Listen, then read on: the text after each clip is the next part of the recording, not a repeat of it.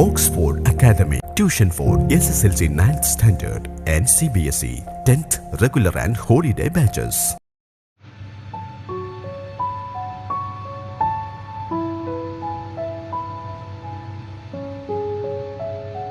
Hello friends, എല്ലാവർക്കും Oxford അക്കാദമിയുടെ English ക്ലാസ്സിലേക്ക് സ്വാഗതം. ഇന്ത്യൻ ഇംഗ്ലീഷ് സാഹിത്യത്തിലെ ഒഴിച്ചുകൂടാനാവാത്ത ഒരു നാമമാണ് റസ്കിൻ ബോണ്ട്. ഇദ്ദേഹത്തിൻ്റെ adventures in A banian tree എന്ന മനോഹരമായ കഥയാണ് ഇന്ന് നമ്മൾ പഠിക്കാൻ പോകുന്നത്.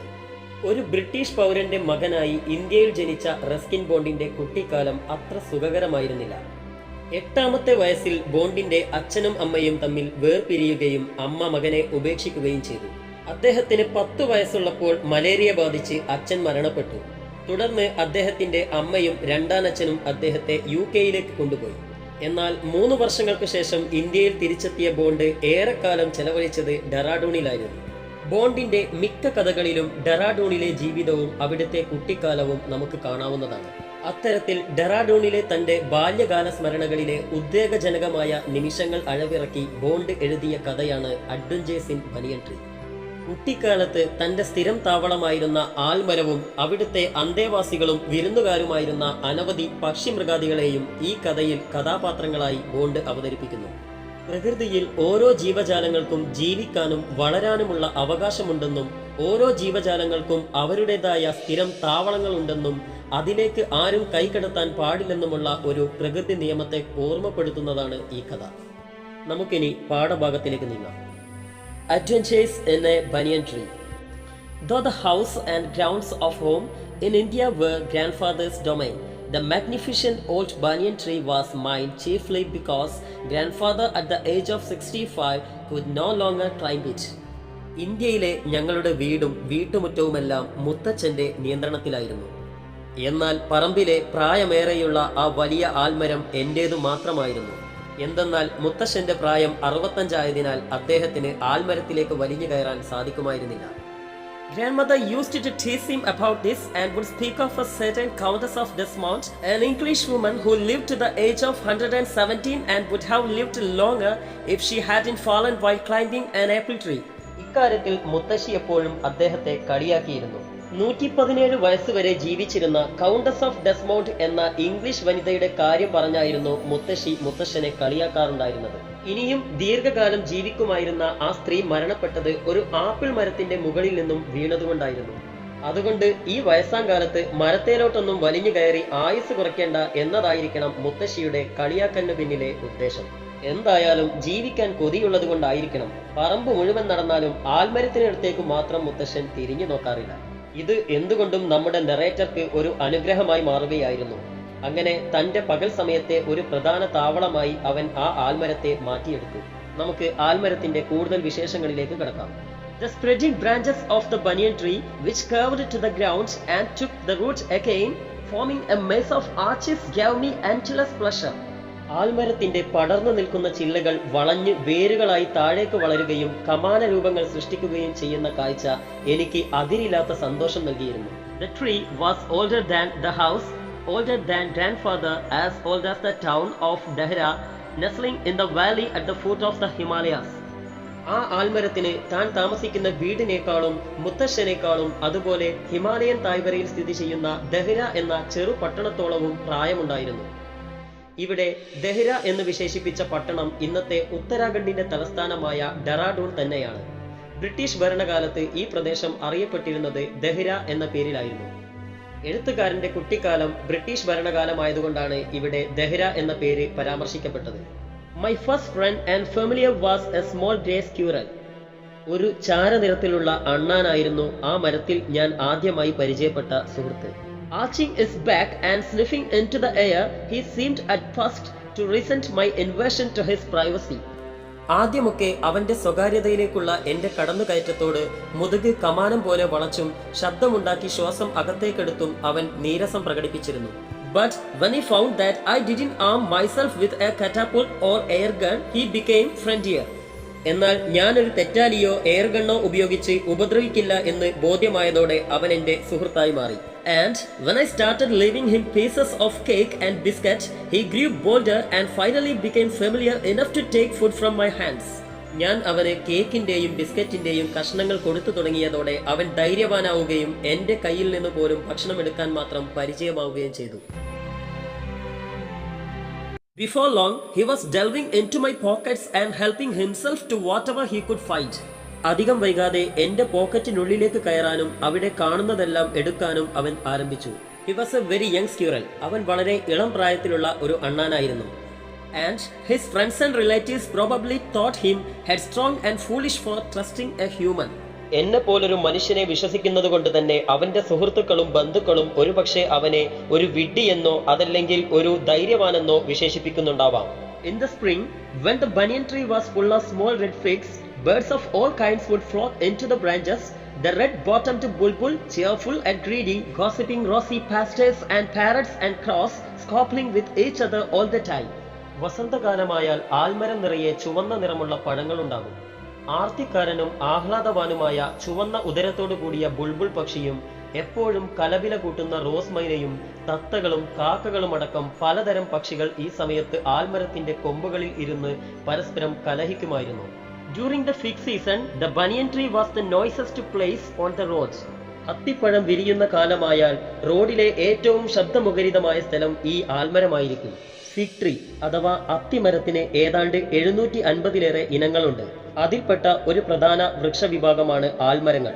അതുകൊണ്ടാണ് ആൽമരങ്ങളിലെ ചുവന്ന പഴത്തെ ഫിഗ് അഥവാ അത്തിപ്പഴം എന്ന് വിളിക്കുന്നത്. Halfway up the tree, I had built a small platform on which I would often spend the afternoons when it wasn't too hot. ആ മരത്തിന്റെ ഏതാണ്ട് പകുതിയിലായി ഒരു ചെറിയ പ്ലാറ്റ്ഫോം ഞാൻ നിർമ്മിച്ചിരുന്നു. ഉച്ചതിരിഞ്ഞ് അധികം വെയിലില്ലാത്ത മിക്ക സമയങ്ങളിലും ഞാൻ ആ മരത്തിലായിരുന്നു ചെലവഴിച്ചിരുന്നത്. I could read there, propping myself up against the bole of the tree with cushions taken from drawing room. ആൽമരത്തിന്റെ താഴ്ത്തടിയിൽ ഡ്രോയിങ് റൂമിൽ നിന്നും കൊണ്ടുവന്ന കുഷ്യനിട്ട് അതിൽ ചാരിയിരുന്ന് ഞാൻ പുസ്തകങ്ങൾ വായിക്കുമായിരുന്നു. Treasure Island, Huckleberry Finn, The Mowgli Stories, and the novels of Edgar Rice Burroughs and Louisa May Alcott made up of my bag of very mixed reading. Treasure Island, Huckleberry Finn, മോഗ്ലിയുടെ കഥകൾ, Edgar Rice ബറോസിന്റെയും Louisa May അൽക്കോട്ടിന്റെയും നോവലുകൾ തുടങ്ങിയ വ്യത്യസ്ത തരം പുസ്തകങ്ങൾ എന്റെ ശേഖരത്തിലുണ്ടായിരുന്നു. When I didn't like reading, I could look down through the banyan leaves at the world below, at grandmother hanging or taking down the washing, at the cook quarreling with a fruit vendor, or at grandfather grumbling at the hardly Indian marigolds which insisted on springing up all over his very English garden. എനിക്ക് വായിക്കാൻ താല്പര്യം തോന്നാത്ത സമയത്ത് ഞാൻ ആലിലകൾക്കിടയിലൂടെ താഴെയുള്ള ലോകത്തെ കാഴ്ചകൾ കാണുമായിരുന്നു. മുത്തശ്ശി അലക്കിയ വസ്ത്രങ്ങൾ ഉണക്കാനിടുന്നതോ എടുക്കുന്നതോ, അതല്ലെങ്കിൽ പാചകക്കാരി പഴക്കച്ചവടക്കാരനുമായി വഴക്കിടുന്നതോ, അതുമല്ലെങ്കിൽ മുത്തശ്ശൻ തന്റെ ഇംഗ്ലീഷ് ഗാർഡനിലേക്ക് പടർന്നു കയറുന്ന ഇന്ത്യൻ മാരിഗോൾഡ് വള്ളികളെ നോക്കി പിറുപിറുക്കുന്നതോ കാണാമായിരുന്നു. Usually nothing very exciting happened while I was in the banian tree. സാധാരണയായി ഞാൻ ആൽമരത്തിലിരിക്കുന്ന സമയത്ത് ഉദ്വേഗജനകമായ കാര്യങ്ങളൊന്നും സംഭവിക്കാറില്ല. But on one particular afternoon, I had enough excitement to last me through the summer. എന്നാൽ ഒരു പ്രത്യേക ദിവസത്തെ അപരാഹ്നത്തിൽ വേനൽക്കാലം വരെ നീണ്ടു നിൽക്കും വിധം എന്നിൽ ആവേശം നിറച്ച ഒരു സംഭവമുണ്ടായി. That was the time I saw a mongoose and a cobra fight to death in the garden, while I sat directly above them in the banyan tree. ഒരു കീരിയും പാമ്പും നേർക്കുനേർ ഘോരയുദ്ധം നടത്തുന്നത് ഞാൻ കണ്ടു. ആ സമയത്ത് ഞാൻ അവയുടെ നേരെ മുകളിൽ ആൽമരത്തിലായിരുന്നു. It was an April afternoon and the warm breezes of approaching summer had sent everyone, including the grandfather, indoors. അതൊരു ഏപ്രിൽ മാസത്തിലെ അപരാഹ്നമായിരുന്നു. ആസന്നമായിക്കൊണ്ടിരിക്കുന്ന വേനലിന്റെ ഉഷ്ണം നിറഞ്ഞ തെന്നൽ കാരണം മുത്തശ്ശനടക്കം എല്ലാവരും അകത്തളങ്ങളിലേക്ക് അയക്കപ്പെട്ടിരുന്നു. I was feeling drowsy myself and was wondering if I should go to the pond behind the house for a swim, when I saw a huge black cobra gliding out of a clump of cactus and making for some cooler part of the garden. എനിക്ക് മയക്കം അനുഭവപ്പെട്ടപ്പോൾ താഴെ ഇറങ്ങി വീടിന് പിറകുവശത്തുള്ള കുളത്തിൽ ചെന്ന് ഒന്ന് കുളിച്ചാലോ എന്ന് ചിന്തിച്ച സമയത്തായിരുന്നു ഒരു വലിയ കറുത്ത മൂർഖൻ കള്ളിമുൾ ചെടികൾക്കിടയിൽ നിന്നും പൂന്തോട്ടത്തിന്റെ തണുപ്പുള്ള മറ്റൊരു ഭാഗത്തേക്ക് ഇഴഞ്ഞു നീങ്ങുന്നത് കണ്ടത്. At the same time, a mongoose, whom I had often seen, emerged from the bushes and went straight for the cobra. അതേ സമയം തന്നെ ഞാൻ ഇടയ്ക്കിടെ കാണാറുള്ള ഒരു കീരി കുറ്റിച്ചെടികൾക്കിടയിൽ നിന്നും പ്രത്യക്ഷപ്പെട്ടു. അത് നേരെ മൂർഖന് നേരെ നീങ്ങി. In a clearing beneath the tree, in bright sunshine, they came face to face. ആ മരത്തിനു താഴെ സൂര്യപ്രകാശത്തിന്റെ വെളിച്ചത്തിൽ അവർ മുഖാമുഖം നിന്നു. Cobra knew only too well that the grey mongoose, 3 feet long, was a superb fighter, clever and aggressive. 3 അടിയോളം നീളമുള്ള ആ ചാരനിറമുള്ള കീരി ബുദ്ധിമാനും ആക്രമണകാരിയും മികച്ച ഒരു യോദ്ധാവുമാണെന്ന് മൂർഖന് നന്നായി അറിയാമായിരുന്നു. But the cobra was skillful and experienced fighter too. എന്നാൽ മൂർഖനും വളരെ നൈപുണ്യവും പരിചയസമ്പത്തുമുള്ള യോദ്ധാവായിരുന്നു. He could move swiftly and strike with the speed of light, and the sacs behind his long sharp fangs were full of deadly venom. അവന് വളരെ വേഗത്തിൽ ചലിക്കാനും പ്രകാശവേഗതയിൽ കൊത്താനും കഴിയുമായിരുന്നു. അവന്റെ നീണ്ട മൂർച്ചയുള്ള വിഷപ്പല്ലിനു പിറകിലെ സഞ്ചിയിൽ നിറയെ മരണം വിതയ്ക്കുന്ന ഉഗ്രവിഷമായിരുന്നു. It was to be a battle of champions. അത് ചാമ്പ്യന്മാരുടെ യുദ്ധമായിരുന്നു. Hissing defiance, his forked tongue darting in and out, the cobra raised 3 of his 6 feet off the ground and spread his broad, spectacled hood. വിദ്വേഷത്തോടെ തന്റെ അറ്റമുറിഞ്ഞ നാവ് അകത്തേക്കും പുറത്തേക്കും ചലിപ്പിച്ചുകൊണ്ട് 6 അടിയോളം നീളമുള്ള ആ മൂർഖൻ നിലത്തുനിന്നും ഏതാണ്ട് 3 അടിയോളം ഉയർന്നു നിന്ന ശേഷം തന്റെ വിശാലവും ആകർഷകവുമായ പത്തി വിടർത്തി ചീറ്റാൻ തുടങ്ങി. The mongoose pushed his tail. കീരി അതിന്റെ വാൽ കൂർപ്പിച്ചു. The long hair on his spine stood up. അതിന്റെ മുതുകിലെ നീളമുള്ള രോമങ്ങൾ എഴുന്നേറ്റ് നിന്നു. In the past, the very thickness of his hair he saved him from bites that would have been fatal to others. മുൻകാലങ്ങളിൽ അവന്റെ കട്ടിയുള്ള രോമങ്ങളാണ് മറ്റുള്ളവരുടെ മരണത്തിനു വരെ കാരണമാകുന്ന പാമ്പുകടികളിൽ നിന്നും അവനെ രക്ഷിക്കാറുണ്ടായിരുന്നത്. Though the combatants were unaware of my presence in the banyan tree, they soon became aware of the arrival of 2 other spectators. One was a myna and the other was a jungle crow, not the willy urban crow. ആൽമരത്തിന് മുകളിലെ എന്റെ സാന്നിധ്യം യോദ്ധാക്കൾ അറിഞ്ഞിരുന്നില്ലെങ്കിലും മറ്റ് 2 കാഴ്ചക്കാരുടെ വരവ് അവർ നന്നായി മനസ്സിലാക്കിയിരുന്നു. അതിലൊരാൾ ഒരു മൈനയായിരുന്നു, മറ്റൊരാൾ ഒരു കാട്ടുകാക്കയും. പണ്ട് വെള്ളം കിട്ടാതെ വന്നപ്പോൾ കുടത്തിൽ കല്ലിട്ട് വെള്ളം ഉയർത്തിയ ശേഷം കുടിച്ച നഗരത്തിലെ ബുദ്ധിമാനായ കാക്കയല്ല ഇതെന്ന് എഴുത്തുകാരൻ പ്രത്യേകം പരാമർശിക്കുന്നുമുണ്ട്. എന്നാൽ നമ്മുടെ കഥയിലെ കാക്കയ്ക്ക് വലിയ ബുദ്ധിയില്ലെന്ന് എഴുത്തുകാരൻ പരാമർശിച്ചതിന്റെ കാരണം നമുക്ക് പിന്നീട് മനസ്സിലാകുന്നതാണ്. They had seen these preparation for battle and had settled on the cactus to watch the outcome. യുദ്ധത്തിന്റെ എല്ലാ തയ്യാറെടുപ്പുകളും അവർ കണ്ടിരുന്നു. ഇനി റിസൾട്ട് എന്താണെന്ന് അറിയാനായി അവർ കള്ളിച്ചെടിയുടെ മുകളിൽ ഇരിപ്പുറപ്പിച്ചു. Had they been content only to watch, all would have been well with both of them. അവർ രണ്ടുപേരും ഈ ഫൈറ്റ് കണ്ടുകൊണ്ടിരിക്കുക മാത്രമാണ് ചെയ്യുന്നതെങ്കിൽ രണ്ടുപേർക്കും യാതൊരു കുഴപ്പവും ഉണ്ടാകുമായിരുന്നില്ല. ഇവിടെ കാഴ്ചക്കാരായ മൈനയുടെയും കാക്കയുടെയും കാര്യമാണ് എഴുത്തുകാരൻ പരാമർശിക്കുന്നത്. എന്തുകൊണ്ടായിരിക്കും ഇങ്ങനെ എഴുത്തുകാരൻ പറഞ്ഞതെന്നും നമുക്ക് പിന്നീട് മനസ്സിലാകും. The cobra stood on the defensive, swaying slowly from side to side, trying to mesmerize the mongoose into making false move. കീരിയിൽ തെറ്റായ ചലനമുണ്ടാക്കുന്നതിനും അതിനെ മയക്കുന്നതിനുമായി കോബ്ര പ്രതിരോധമെന്ന നിലയിൽ പതുക്കെ അങ്ങോട്ടും ഇങ്ങോട്ടും അതിന്റെ പത്തി ചലിപ്പിക്കാൻ തുടങ്ങി. But the mongoose knew the power of his opponent's glassy, unwinking eyes and refused to meet them. എന്നാൽ തന്റെ എതിരാളിയുടെ കണ്ണാടി പോലുള്ള ഇമപെട്ടാത്ത കണ്ണുകളുടെ ശക്തിയെക്കുറിച്ച് കീരിക്ക് നന്നേ ബോധ്യമുണ്ടായിരുന്നു. അതുകൊണ്ട് തന്നെ അവൻ കോബ്രയുടെ കണ്ണുകളിലേക്ക് നോക്കാൻ തയ്യാറായില്ല. Instead, he fixed his gaze at the point just below the cobra's hood and opened the attack. പകരം അവൻ മൂർഖന്റെ പത്തിക്ക് താഴെയായി നോട്ടം കേന്ദ്രീകരിച്ച ശേഷം ആക്രമണം തുടങ്ങി. Moving forward quickly until he was just within the cobra's reach, he made a feint to one side. കോബ്രയ്ക്ക് എത്തിപ്പിടിക്കാവുന്ന അകലത്തിലേക്ക് മുന്നോട്ട് വളരെ വേഗത്തിൽ കീരി ഒന്ന് ചാടി. Immediately the cobra struck.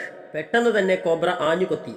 His great hood came down so swiftly that I thought nothing could save the mongoose. വളരെ വേഗത്തിലായിരുന്നു പാമ്പിന്റെ പത്തി താഴ്ന്നത്.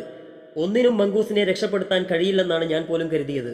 But the little fellow jumped neatly to one side. എന്നാൽ വളരെ എളുപ്പത്തിൽ ആ കൊച്ചു ജീവി മറ്റൊരു വശത്തേക്ക് ഒഴിഞ്ഞു മാറി. And it darted in as swiftly as the cobra, biting the snake on the back and darting away again out of reach. തുടർന്ന് ത്വരിതഗതിയിൽ അത് പാമ്പിനു പിറകിലേക്കായി ചാടി പാമ്പിനെ ഒന്ന് കടിച്ച ശേഷം അതിനെ പിടികിട്ടാത്ത അകലത്തിലേക്ക് ഒഴിഞ്ഞു മാറി. The moment the cobra struck, the crow and the myna hurled themselves at him, only to collide heavily in mid-air, shrieking at each other. They returned to the cactus plant. കോബ്രയ്ക്ക് കടിയേറ്റ നിമിഷം തന്നെ മൈനയും കാക്കയും അതിനു നേർക്ക് കുതിച്ചു പറന്നെങ്കിലും പാതി വഴിയിൽ അവ അന്തരീക്ഷത്തിൽ കൂട്ടിയിടിച്ചു. പരസ്പരം ഒച്ചവച്ച ശേഷം വീണ്ടും അവ കള്ളിച്ചെടിയിൽ തന്നെ വന്നിരുന്നു. A few drop of blood glistened on the cobra's back. കോബ്രയുടെ പിറകിൽ അല്പം രക്തത്തുള്ളികൾ കാണാൻ കഴിഞ്ഞു. The cobra struck again and missed. Cobra വീണ്ടും ആഞ്ഞുകൊത്തി, അതും മിസ്സായി. വീണ്ടും കീരി മറ്റൊരു വശത്തേക്ക് ചാടി കോബ്രയെ കടിച്ചു.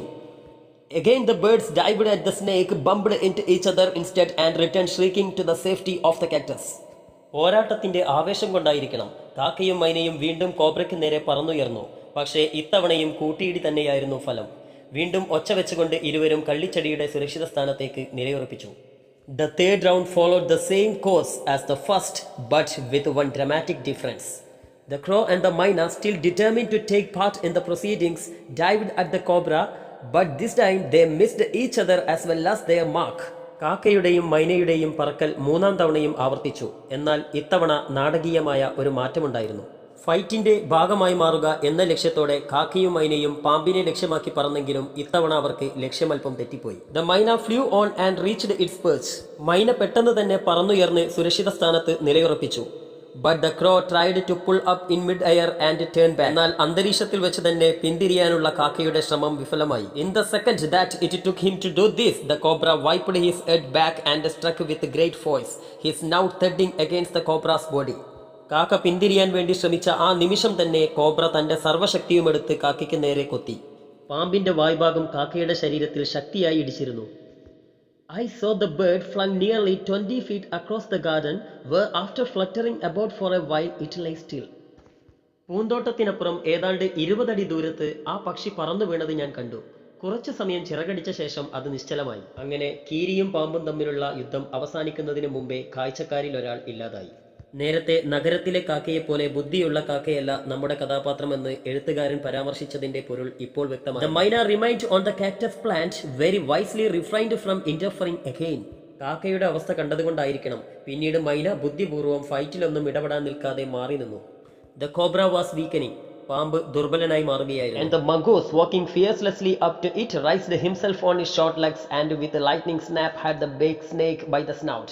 എന്നാൽ ഇത്തവണ കീരി യാതൊരു പേടിയും കൂടാതെ പാമ്പിനടുത്തേക്ക് നീങ്ങി തന്റെ ചെറിയ കാലുകൾ ഉയർത്തി മിന്നൽ വേഗതയിൽ പാമ്പിനെ കടിച്ചു. The cobra writhed and lashed about in a frightening manner and even coiled itself about the mongoose, but all to no avail. പാമ്പ് വളരെ ഭയാനകമായ രീതിയിൽ വാലിട്ടടിക്കാനും മംഗൂസിനെ ചുറ്റിവരിയാനും തുടങ്ങി. എന്നാൽ ഇതുകൊണ്ടൊന്നും യാതൊരുവിധ ഫലവും ഉണ്ടായില്ല. The little fellow hung grimly on until the snake had ceased to struggle. പാമ്പ് തന്റെ പിടച്ചിൽ നിർത്തുന്നതുവരെ ആ കൊച്ചു ജീവി തന്റെ കടി വിട്ടില്ല. He then smelt along its curving length and gripping it round the hood, dragged it into the bushes. The myna dropped cautiously to the ground, hopping about, peered into the bushes from a safe distance, and then with a shrill cry of congratulation flew away. പാമ്പിന്റെ അനക്കം നിലച്ചതോടെ അതിന്റെ പത്തിയിൽ കടിച്ചു പിടിച്ച് അതിനെ കീരി മുഴുനീളത്തിൽ കുറ്റിച്ചെടികൾക്കിടയിലേക്ക് വലിച്ചിയച്ച് കൊണ്ടുപോയി. Fight കഴിഞ്ഞതോടെ മൈന വളരെ ശ്രദ്ധാപൂർവം നിലത്തിറങ്ങി. ചാടി ചാടി അത് സുരക്ഷിതമായ ഒരു അകലത്തിൽ നിന്നുകൊണ്ട് കീരി പാമ്പിനെ കൊണ്ടുപോയ കുറ്റിച്ചെടികൾക്കിടയിലേക്ക് നോക്കി. തുടർന്ന് കീരിയെ അഭിനന്ദിക്കാനെന്നോണം ഉച്ചത്തിൽ ചിലച്ചുകൊണ്ട് അത് അവിടെ നിന്നും പറന്നകന്നു. When I had also made a cautious descent from the tree and returned to the house. ഞാനും വളരെ ശ്രദ്ധയോടെ മരത്തിൽ നിന്നിറങ്ങി വീട്ടിലേക്ക് തിരിച്ചു. I told grandfather of the fight I had seen. ഞാൻ കണ്ട ഫൈറ്റിനെ കുറിച്ച് ഞാൻ ഗ്രാൻഡ്ഫാദറിനോട് പറഞ്ഞു. He was pleased that the mongoose had won. Mongoose ജയിച്ചതിൽ അദ്ദേഹം വളരെ സന്തോഷിച്ചു. He had encouraged it to live in the garden, to keep away the snakes, and fed it regularly with scraps from the kitchen. പാമ്പുകളെ അകറ്റി നിർത്തുന്നതിനായി കീരിയെ പൂന്തോട്ടത്തിൽ വളരാൻ അദ്ദേഹം പ്രോത്സാഹിപ്പിച്ചിരുന്നു. അടുക്കളയിൽ നിന്നും ഭക്ഷ്യാവശിഷ്ടങ്ങൾ അദ്ദേഹം സ്ഥിരമായി അതിന് നൽകാറുണ്ടായിരുന്നു. He had never tried taming it. പക്ഷേ അതിനെ ഒരിക്കലും ഇണക്കി വളർത്താൻ അദ്ദേഹം ശ്രമിച്ചിരുന്നില്ല. Because wild mongoose was more useful than a domesticated one. എന്തെന്നാൽ കാട്ടിലെ കീരികൾ വീട്ടിൽ വളർത്തുന്നവയേക്കാൾ കൂടുതൽ ഉപകാരപ്രദമാണെന്നാണ് അദ്ദേഹത്തിന്റെ ഭാഷ്യം. From the banyan tree, I often saw the mongoose patrolling the four corners of the garden, and once I saw him with an egg in his mouth and knew he had been in the poultry house. But he hadn't harmed the birds, and I knew grandmother would forgive him for stealing as long as he kept the snakes away from the house. പൂന്തോട്ടത്തിന്റെ നാല് മുക്കിലും ആ കീരി അലഞ്ഞു തിരിയുന്നത് ആൽമരത്തിലിരുന്ന് ഞാൻ ഇടയ്ക്കിടെ കാണാറുണ്ടായിരുന്നു. ഒരു ദിവസം അവന്റെ വായിൽ ഒരു മുട്ട കണ്ടതോടെ അവൻ കോഴിക്കൂട്ടിൽ കടന്നുകൂടിയെന്ന് എനിക്ക് മനസ്സിലായി. പക്ഷേ അവൻ കോഴികളെയൊന്നും ഉപദ്രവിച്ചിരുന്നില്ല. പാമ്പുകളെ വീട്ടിൽ നിന്നും അകറ്റി നിർത്തുന്നത് കൊണ്ട് തന്നെ മുത്തശ്ശി അവനോട് ക്ഷമിക്കുമെന്ന് എനിക്കറിയാമായിരുന്നു. The banyan tree was also the setting for what we were to call the strange case of the grey squirrel and the white rat. ഞങ്ങൾ വിചിത്ര സംഭവം എന്ന് വിളിച്ച ചാരനിറമുള്ള എൻ്റെ അണ്ണാന്റെയും വെളുത്ത എലിയുടെയും കൂട്ടുകെട്ടിന് ആൽമരം പിന്നീട് വേദിയായി. The white rat was grandfather's. He had bought it from the bazaar for 4 annas, but I would often take it with me into the roots and branches of the old tree. ആ വെളുത്ത എലി മുത്തശ്ശന്റേതായിരുന്നു. അദ്ദേഹം 4 അണയ്ക്ക് ചന്തയിൽ നിന്നും വാങ്ങിയതായിരുന്നു അതിനെ.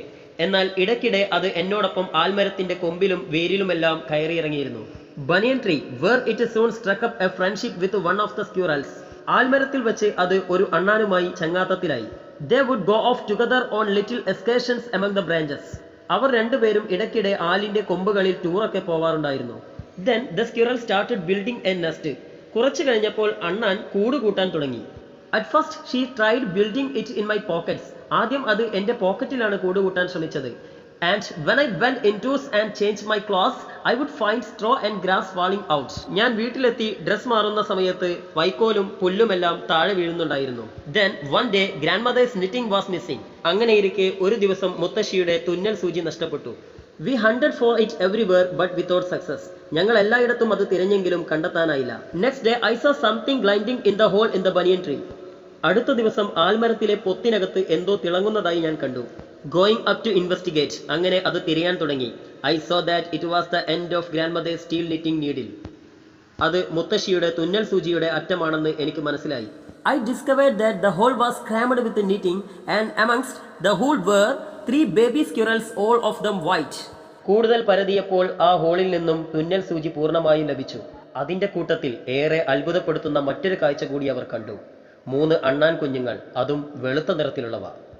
Grandfather had never seen white squirrels before. മുത്തശ്ശൻ ഒരിക്കലും അതിനു മുമ്പ് വെളുത്ത അണ്ണാനുകളെ കണ്ടിട്ടുണ്ടായിരുന്നില്ല. And we gazed at them in wonder. ഞങ്ങളെല്ലാവരും അത്ഭുതത്തോടെ അവയെ നോക്കി നിന്നു. We were puzzled for some time, but when I mentioned the white rat's frequent visits to the tree, Grandfather told me that the rat must be the father. ആദ്യം ഞങ്ങളൊന്ന് അതിശയിച്ചെങ്കിലും വെളുത്ത എലിയുടെ ആൽമരത്തിലേക്കുള്ള കൂടെയുള്ള സന്ദർശനത്തെക്കുറിച്ച് ഞാൻ സൂചിപ്പിച്ചതോടെ ആ എലി തന്നെയാണ് അണ്ണാൻ കുഞ്ഞുങ്ങളുടെ അച്ഛനെന്ന് മുത്തശ്ശൻ ഉറപ്പിച്ചു. Rats and squirrels were related to each other, he said, and so it was quite possible for them to have offsprings. In this case, white squirrels.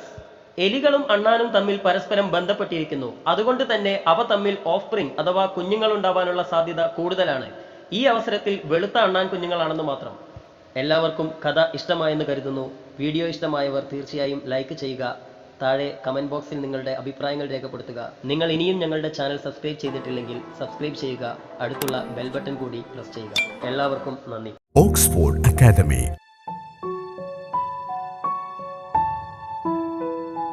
ശരാശരിക്കാരായ വിദ്യാർത്ഥികളെ പോലും മികച്ച നിലവാരത്തിലേക്ക് ഉയർത്തുന്ന അധ്യാപന രീതി. സൗജന്യ നൈറ്റ് ക്ലാസുകൾ, മാത്സ്, ഹിന്ദി, ഇംഗ്ലീഷ് പഠന ക്യാമ്പുകൾ, ലൈബ്രറി സൗകര്യം. നിങ്ങളുടെ അഡ്മിഷൻ ഇപ്പോൾ തന്നെ ഉറപ്പാക്കുക. Oxford academy.